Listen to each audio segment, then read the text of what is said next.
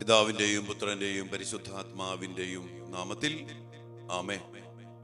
പിതാവും പുത്രനും പരിശുദ്ധാത്മാവുമായ ത്രിയേക ദൈവമേ, അങ്ങയുടെ മക്കളായ ഞങ്ങളെ ഒരുമിച്ച് കൂട്ടിച്ചേർത്ത് അങ്ങയുടെ മക്കൾക്ക് വേണ്ടി പ്രാർത്ഥിക്കുവാൻ അങ്ങയുടെ തിരുസന്നിധിയിൽ നിന്ന് കൃപയും സമാധാനവും സഹായവും ചോദിച്ചു വാങ്ങിച്ച് സ്വർഗീയമായ സംരക്ഷണത്തില് ഞങ്ങളെ, ഞങ്ങളുടെ മക്കളെ, ഞങ്ങളുടെ വ്യക്തി ജീവിതങ്ങളെ, കുടുംബങ്ങളെ, സകല മേഖലകളെയും സംരക്ഷിച്ചു പിടിക്കാൻ ഞങ്ങൾ കൂട്ടിച്ചേർത്തതിനോർത്ത് നന്ദി പറയുന്നു.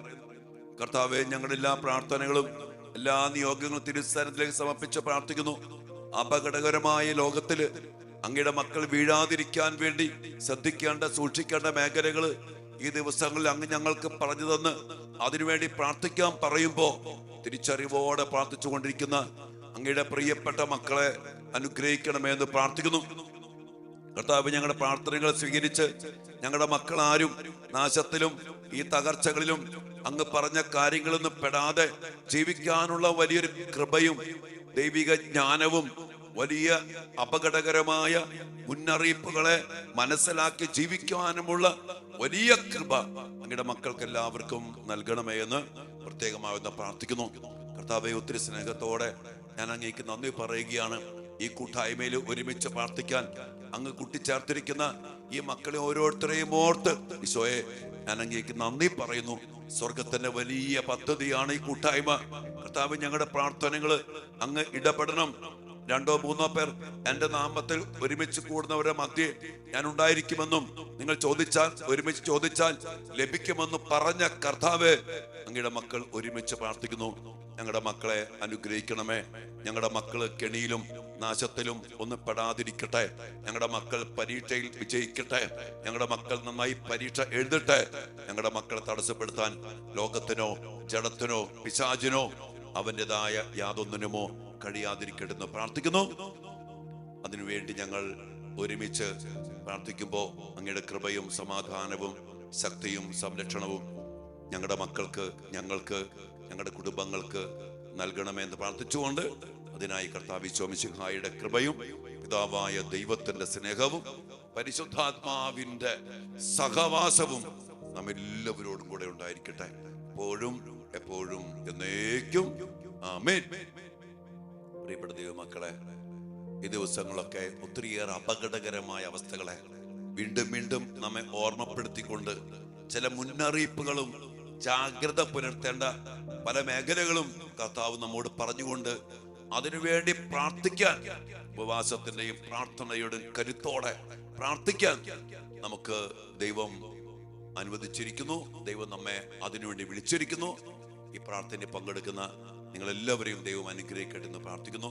നമ്മുടെ മക്കളാരും നശിച്ചു പോകാതെ കർത്താവ് നമ്മുടെ മക്കളെ പൊതിഞ്ഞു പിടിക്കട്ടെ. നമുക്ക് പ്രാർത്ഥിക്കാം. നമ്മൾ ഇന്ന് പ്രാർത്ഥിക്കുന്ന വലിയൊരു മേഖല ഭക്ഷണാസക്തിയില് നമ്മുടെ മക്കള് വീഴാതിരിക്കാൻ വേണ്ടി നമ്മൾ പ്രാർത്ഥിക്കണം.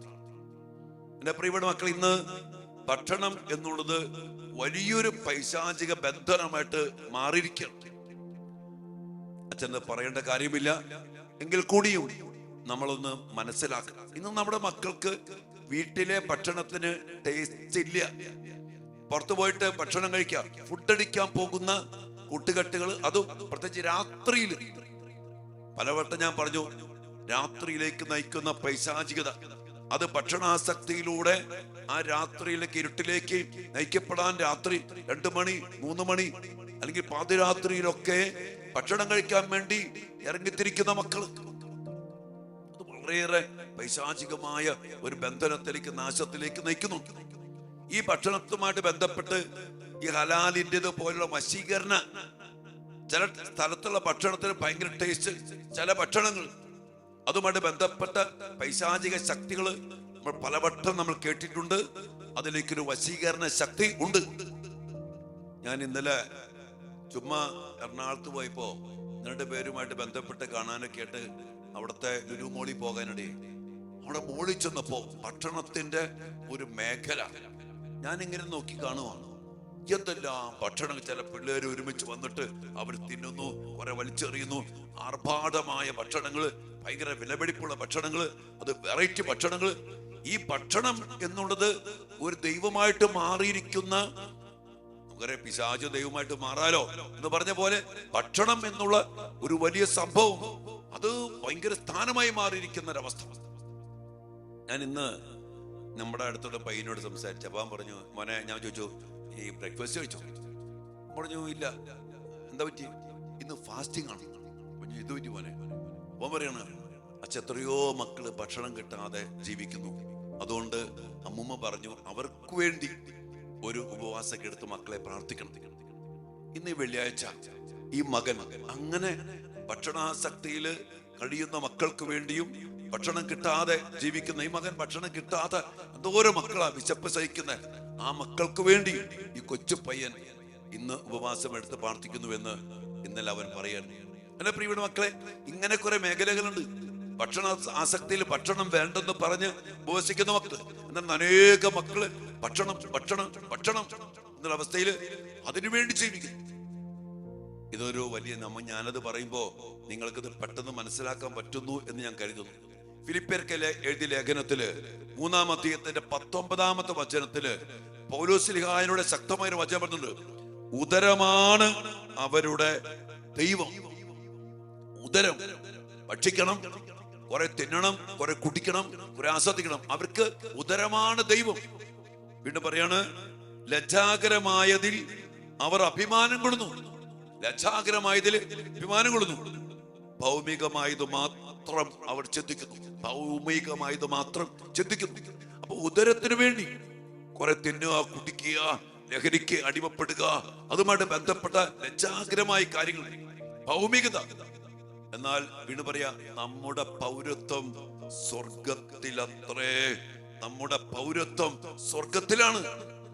നമ്മൾ ഈ ലോകത്തിന് വേണ്ടി, ഈ വയറിന് വേണ്ടി കുറച്ച് ഇന്നും കൂടി ജീവിക്കേണ്ടവരല്ലേ നമ്മുടെ വിശുദ്ധരൊക്കെ ഉപവാസത്തിന്റെയും പ്രാർത്ഥനയുടെയും ത്യാഗത്തിന്റെയും ഒക്കെ ഒരു മനോഭാവത്തില് ഈ ജഡത്തെ ഒരു കാര്യം മനസ്സിലാക്കിക്കോ, ജഡത്തെ നമ്മൾ കർശനമായി നിയന്ത്രിച്ചില്ലെങ്കിൽ, പോലീസ് പറഞ്ഞ പോലെ മറ്റുള്ളവരോട് സുവിശേഷം പ്രസംഗിച്ച ഞാൻ തന്നെ തിരസ്കൃതനാകാതിരിക്കേണ്ടതിന് എന്റെ ശരീരത്തെ ഞാൻ കർശനമായിട്ട് നിയന്ത്രിച്ച് കീഴ്പ്പെടുത്തുന്നു.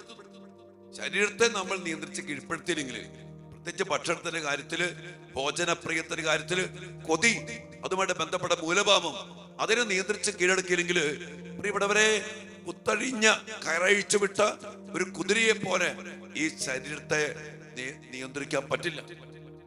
അത് പിന്നെ ലഹരിയിലേക്ക്, മ്ലേച്ഛതയിലേക്ക്, ജഡിക പാപത്തിലേക്ക്, ലോകാരൂപിലേക്ക്, ലജ്ജാകരമായ കാര്യങ്ങളിലേക്കൊക്കെ പോകും. അതുകൊണ്ട് വിശുദ്ധ ലൂക്കായുടെ സുവിശേഷം 21-ാം അധ്യായത്തിന്റെ 34-ാം വചനം പറയാ, സുഖലോലുപത, മദ്യാസക്തി, ഇതൊക്കെ അവരുടെ ജീവിതത്തെ, മനസ്സിനെ ദുർബലമാക്കുന്നു പറയാം.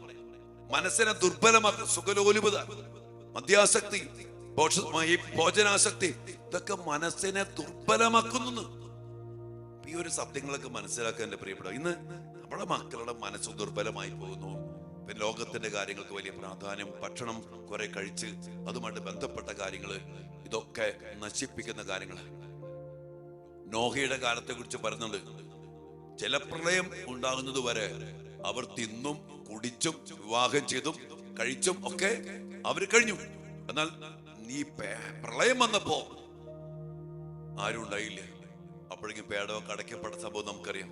ഇതുപോലെ ഈ ഒരു കാലഘട്ടം അന്ത്യകാലത്തിന്റെ ഏകദേശം ഒരവസ്ഥയിലേക്ക് മുന്നോട്ട് പോകുമ്പോ, ഈ നോഹിന്റെ കാലത്തെന്ന പോലെ മനുഷ്യർ എവിടെ നോക്കി നിങ്ങൾ, രാത്രിയിൽ യാത്ര ചെയ്യും, ഭക്ഷണശാലകള്, തിന്നാൻ വേണ്ടി കൂടുന്ന ജനങ്ങള്, ഉറക്കമില്ലാതെ അതിനുവേണ്ടി തന്നെ എന്തോരം. ഇപ്പൊ ഇൻസ്റ്റാഗ്രാം എടുത്തു കഴിഞ്ഞാൽ, അല്ലെങ്കിൽ സോഷ്യൽ മീഡിയ എടുത്തു കഴിഞ്ഞാൽ, ഭക്ഷണത്തിന്റെ സൈറ്റുകൾ നോക്കി ഏറ്റവും കൂടുതൽ കാണുന്ന സൈറ്റുകളും മീഡിയ എന്താ, ഭക്ഷണം, അതിന്റെ റെസിപ്പി, വെറൈറ്റി ഭക്ഷണങ്ങള്, കൊറിയൻ ഭക്ഷണം, ആ ഭക്ഷണം, ഈ ഭക്ഷണം. ഭക്ഷണത്തിൽ ഭയങ്കര എക്സ്പ്ലോറിംഗ്.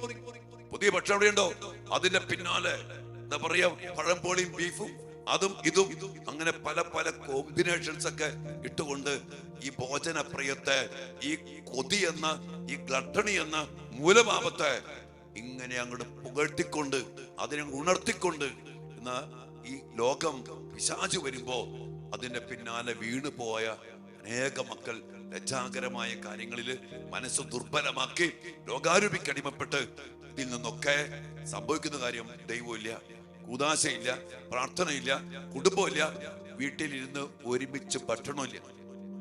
അമേരിക്കൻ സംസ്കാരത്തില് അവർക്ക് നാശം വന്നതിനെ കുറിച്ച് പറയുന്നുണ്ട്. അടുക്കള ഇല്ലാണ്ടായി, അടുക്കള ഇല്ലാതായി. ഒരുമിച്ച് ഭക്ഷണം പാകം ചെയ്യുന്നു, അരിയുന്നു, അല്ലെങ്കിൽ ഈ ഭക്ഷണം പാകം ചെയ്യുമ്പോൾ ഒരു കുടുംബത്തിൽ എല്ലാവരും സഹകരിച്ചൊക്കെ ചെയ്യാൻ പറ്റും. ഉള്ളി പൊളിക്കുക, മുളകരിയ, ഇഞ്ചി അരിയ, അങ്ങനെ ഒരുമിച്ച് അവർ കൂട്ടായ്മയാണ്. അതൊന്ന്. രണ്ട്, ഒരുമിച്ചുള്ള ഭക്ഷണം വീട്ടിലിരുന്ന് കുടുംബത്തിലിരുന്ന് അതൊക്കെ നഷ്ടപ്പെട്ടു. ഇന്ന് ഒത്തിരിയേറെ പേര് വീട്ടിൽ ഭക്ഷണം പാകം ചെയ്യാതെ എന്തെങ്കിലും ഉണ്ടെങ്കിൽ വൈകുന്നേരം പുറത്തു പോയി ഭക്ഷണം കഴിക്കണം, അല്ലെങ്കിൽ അതുമായിട്ട് ബന്ധപ്പെട്ട കാര്യങ്ങൾ. അതിന്റെ ഒത്തിരി ഭവിഷ്യത്തുകള് നമ്മുടെ കുടുംബങ്ങളെ തകർത്തു, ബന്ധങ്ങളെ തകർത്തു, കൂട്ടായ്മയെ തകർത്തു. ഇതൊക്കെ ഒരു ഭയങ്കര അപകടകരമായ അവസ്ഥ. അതുകൊണ്ട് നമ്മുടെ ജീവിതങ്ങളൊന്ന് പരിശോധിക്കുക.